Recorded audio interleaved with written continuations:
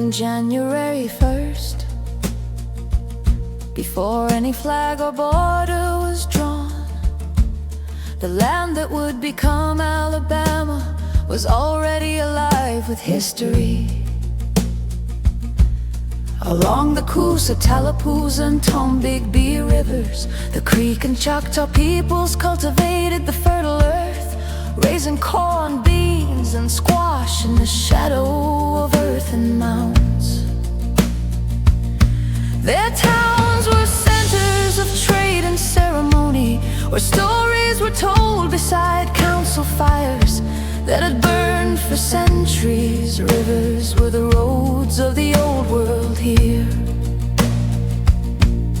currents carrying canoes, ideas, and kinship ties through a landscape rich with memory.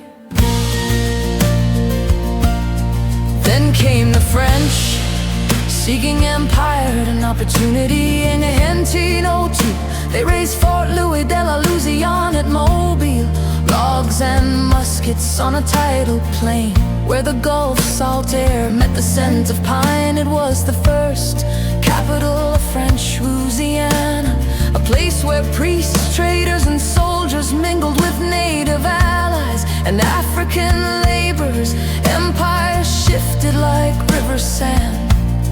Britain and Spain would each hold these shores, their flags flying above forts that changed hands in wars fought across the Atlantic.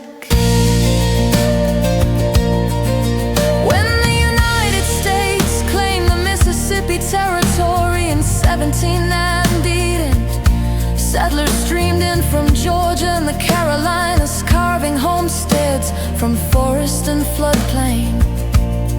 Towns like St. Stephen's, perched on the Tombigbee, and Huntsville, nestled among northern hills, became centers of frontier life, markets for cotton, news, and ambition. And on January 1, 1880, a proclamation marked the birth of a new state, Alabama, the 22nd star on the flag. Its first capital, Cahaba, rose at the meeting of two rivers, but the state's power flowed from its black soil.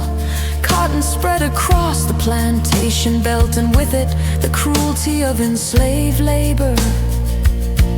Steamboats churned the rivers toward Mobile Bay, where bales of cotton and the hopes of a young state met the open sea. January 1st would continue to mark new beginnings. On New Year's Day 1926, the crimson tide of the University of Alabama traveled west to Pasadena and defeated Washington in the Rose Bowl, a triumph that carried Southern pride onto the national stage and helped shape the mythology of college football across the region. Nearly 4 decades later, on January 1, 1964, a rare snow-blanketed Birmingham and Huntsville, 17 inches deep, muffling the world in a white stillness. Yet even as the storm silenced streets, the air of the early 1960s was charged with the thunder of change. Birmingham's churches and lunch counters had become battlegrounds for civil rights, where freedom songs met the weight of oppression. On that New Year's Day, amid snow and struggle, Alabamians reflected on the meaning of renewal, not just for a year,